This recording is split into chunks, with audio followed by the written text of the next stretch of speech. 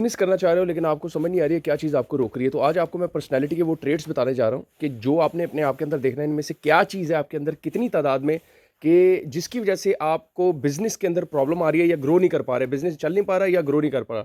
तो सबसे पहले नंबर पे आपको पहली चीज़ की बात करता हूँ, ये होता है एंटरप्रेन्योर। एंटरप्रेन्योर एक माइंडसेट का नाम है। आपका एंटरप्रेन्योर आपकी पर्सनैलिटी के अंदर आपके अंदर अगर पाई जाती है चीज़, तो आप क्या करते हो? एंटरप्रेन्योर विजनरी होता है, ये फ्यूचर को देखता है। इसकी हर डिसीजंस जो होती हैं वो इस चीज़ के ऊपर होती हैं कि मेरे आइडिया एक मेरे ज़हन में आया है, इसको मैंने अकम्प्लिश करना है। तो ये एंटरप्रेन्योर हर बंदे के अंदर होता है, इसकी परसेंटेज डिफरेंट होती है। किसी के अंदर ज़्यादा तादाद में पाया जाता है, किसी में कम परसेंटेज में पाया जाता है। एंटरप्रेन्योर क्या करता है? एक आइडिया को जन्म देता है। इसकी महबूबा आइडिया है, इसकी महबूबा प्रोडक्ट है। तो एंटरप्रेन्योर सोचता है यार मैं ये प्रोडक्ट लॉन्च करूंगा, या मैं एक नया अमेजोन पे सेलिंग स्टार्ट करूंगा, या मैं एक नया रेस्टोरेंट खोलूंगा, या मैं एक नया बिजनेस स्टार्ट करूंगा किसी भी किस्म का, चाहे वो रिटेल का हो, चाहे कमर्शियल होलसेल का हो।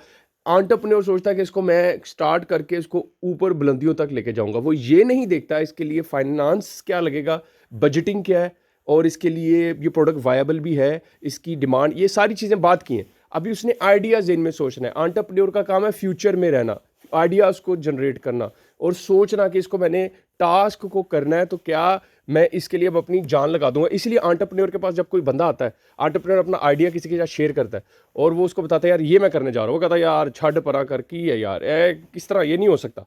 तो वो उसको उस चीज़ की गुस्सा चढ़ता है कि भाई यार मैं इतना ज़बरदस्त आइडिया लेके आऊँ, ये बंदा कह रहा है ये हो ही नहीं सकता।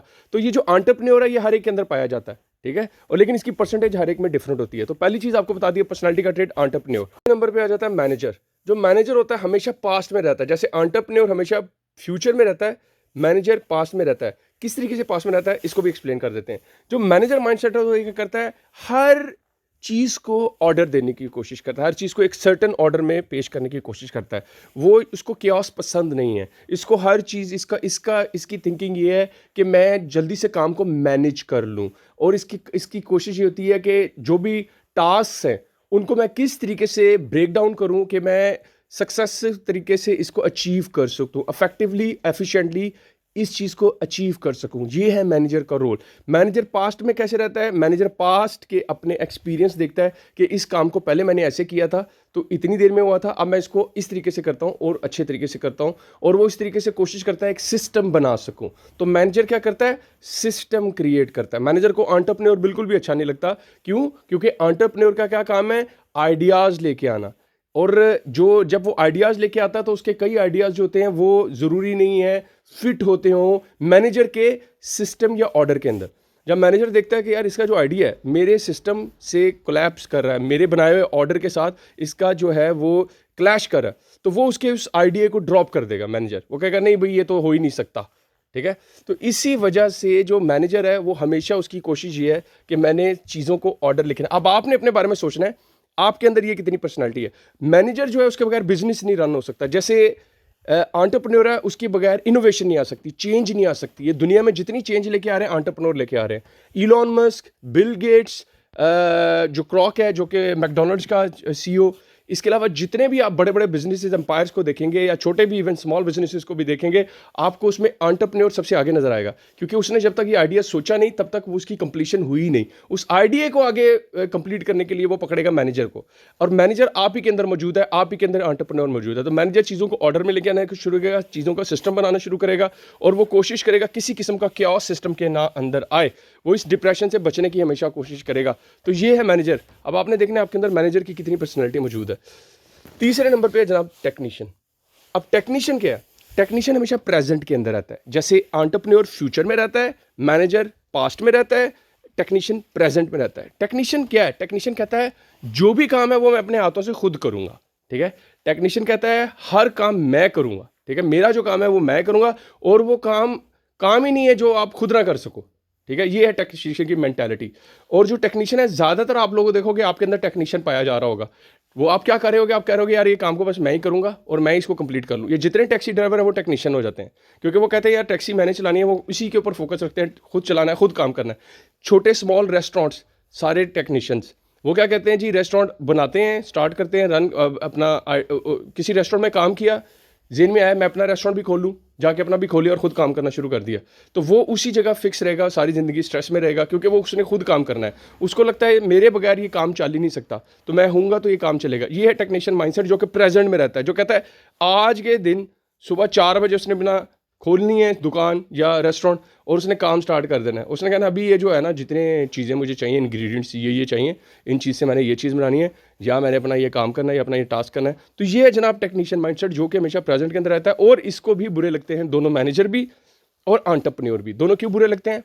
क्योंकि एंटरप्रेन्योर लेके आता है नया आइडिया, चेंज लेके आता है। टेक्नीशियन जो होता है, अगर उसको उस चीज़ का नहीं पता, वो हमेशा उसको रेजिस्ट करेगा, कोई कहेगा अरे मुझे काम ही नहीं आता, मैं क्यों करूँ, तो इसलिए मैं तो, मेरी नज़र में ये काम ही ठीक नहीं है। मैनेजर होता है, वो ऑर्डर लेके आता है हमेशा कि एक तरतीब, वो कहता है यार ये क्या मेरे साथ सिस्टम और तरतीबों की बातें कर रहे हैं, काम है मैंने करना, बस चीज़ बनानी है, वो कबाब उसके अंदर रखे और वो गर्म हो गए, उसके बाद तेल डाला जो चिप्सों को गर्म कर निकाल के बस पैकेट में डाल के दे दी। मुझे ये ऑर्डर का क्या बता रहा है, मुझे क्या बता रहा है, सर्टिफिकेशनों का क्या बता रहा है, हेल्थ एंड सेफ्टी हाइजीन, ये क्या चीज़ें मुझे बताई जा रहा है। मुझे इनकी जरूरत नहीं, मुझे बस बर्गर बना के देना है, सिंपल, ठीक है। इसी तरह मुझे सिर्फ अपना काम करना है, मुझे काम करने, तो ये बीच में मुझे ये लुच ना तलो।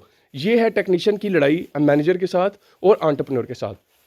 होता ये है, हर बंदे के अंदर ये तीनों पाए जाते हैं, हर बंदे के अंदर ये तीनों पाए जाते हैं, लेकिन इसकी परसेंटेज डिफरेंट है। होना तो ये चाहिए, एक बैलेंस्ड अप्रोच होनी चाहिए, सारे 33-33-33 होने चाहिए, ठीक है, इन परसेंटेज के हिसाब से, लेकिन होता नहीं है। नॉर्मली क्या होता है, हर इंसान के अंदर सिर्फ 10% एंटरप्रेन्योर होता है, 20% मैनेजर होता है और 70% टेक्नीशियन होता है। इसी वजह से ज़्यादातर बिजनेस स्टार्टिंग में ही फेल हो जाते हैं। क्यों फेल हो जाते हैं? क्योंकि बंदा कहता है मैंने खुद काम करना है, ठीक है, वो किसी अपने मैनेजेरियल या चीज़ों को ऑर्डर नहीं देता बात का, या किसी मैनेजर को नहीं रखता, तो उसको अगर टास्क का नहीं पता किस तरीके से ऑर्डर या मैनेज करना है, वो कोई बंदा नहीं रखेगा उसको मैनेज करने के लिए, और खुद ही पे अपने खुद ही करता चला जाएगा। वो एंटरप्रेन्योर का टास्क भी खुद करने की कोशिश करेगा, मैनेजर का टास्क करने की भी खुद कोशिश करेगा, तो जिसकी वजह से उसका बिजनेस कोलैप्स होगा, क्योंकि ये काम वो नहीं कर सकता। उसकी पर्सनालिटी का जो डोमिनेंट पार्ट है वो टेक्नीशियन है। टेक्नीशियन कौन है? जो काम खुद करने को प्रायोरिटी देता है। जो काम खुद करने को प्रायोरिटी देता है, उसको ऑर्डर की फिक्र नहीं है, उसको बस उतना ही ऑर्डर चाहिए जितने में उसका काम हो, बाकी चीज़ों की उसको फिक्र नहीं। ये बंदा ग्रो नहीं कर सकता। टेक्नीशियन बंदा बिजनेस में ग्रो नहीं कर सकता। ये एक छोटी सी दुकान खोलेगा, वही खोल के बैठ जाएगा, टैक्सी खुलाएगा, चलाते ही चला जाएगा। लेकिन अगर आप यही टैक्सी एंटरप्रेन्योर को दे देंगे, वो उस टैक्सी को एज अ बिजनेस लेके जाएगा।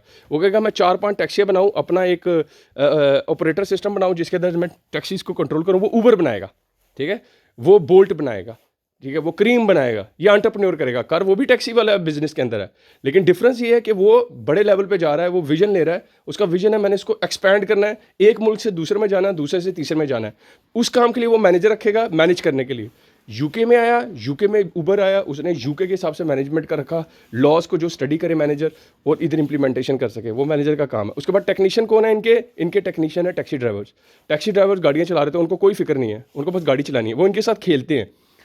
जो बिजनेस के ऊपर मैनेजर बैठे हुए हैं या ऊपर टॉप पे बैठे हैं, वो सारे इनके साथ ऊबर ड्राइवर्स के साथ खेलते हैं। कैसे खेलते हैं? किसी जगह का इनको रेट कम देते हैं, किसी जगह का रेट ज़्यादा देते हैं, depending on peak hours, depending on number of drivers. अगर उनके पास ज़्यादा ड्राइवर हैं, आपको उनको क्या ज़रूरत है आपको ज़्यादा पैसे देने की? वो आपको कम पैसे देंगे, क्योंकि हमारे पास और अपॉर्चुनिटी मौजूद है। तो बड़ी चीज़ों के साथ ये लोग खेलते हैं, फिर कंपनीज टेक्नीशियन के साथ खेलती हैं, तो टेक्नीशियन जो है उसको रगड़ा लगता है। तो इसीलिए आपने अपनी पर्सनैलिटी के अंदर टेक्नीशियन के साथ मैनेजर और स्पेशली एंटरप्रेन्योर के ऊपर ज़रूर फोकस करना है। एंटरप्रेन्योर आपके अंदर होगा जो कि 10% होता है नॉर्मली, उसको आपने बढ़ा के 33 तक लेके आना है, ताकि आप आइडियाज़ आपके आएँ तो सही।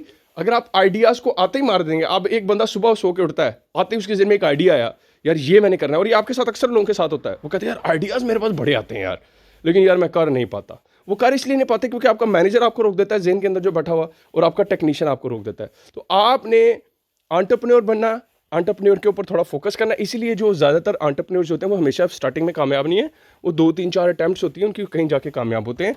वो भी उनको भी अपनी कोई चीज़ें लर्न करनी होती हैं। इसी तरह आपको अगर किसी के साथ पार्टनरशिप करनी है, तो उसमें भी आपने देखना है, अगर आप समझते हैं आपका माइंडसेट टेक्नीशियन है, तो आपको एंटरप्रेन्योर ढूंढना है, आपको एंटरप्रेन्योर या मैनेजर ढूंढना है। आपको टेक्नीशियन अपनी तरह का नहीं ढूंढना कि आप दोनों को सिर्फ खाना बनाना आता है, तो उसके बाद ना मैनेज करना आता है, ना एंटरप्रेन्योर हो, ना आपको पता बिजनेस की एक्सपेंशन कैसे करनी है, फ्रेंचाइजिंग की तरफ कैसे जाना है। तो इसीलिए वो बिजनेसेस कामयाब हैं जिसके अंदर 2 पार्टनर्स डिफरेंट पर्सनैलिटीज़ जिनकी ज़्यादा हाईलाइटेड है। तो इसीलिए आपने हमेशा वो पार्टनर ढूंढे जो अगली पर्सनैलिटी ज़्यादा रखता हो। आप टेक्नीशियन हैं तो अगला मैनेजर हो या एंटरप्रेन्योर हो, आप एंटरप्रेन्योर हैं तो कोशिश करें मैनेजर और टेक्नीशियन ढूंढें। दो एंटरप्रेन्योर आपस में मिल गए तबाही फेर देंगे बिजनेस की, क्योंकि दोनों सिर्फ आइडियाज ही सोचते रहेंगे, प्रैक्टिकल कुछ नहीं करेंगे।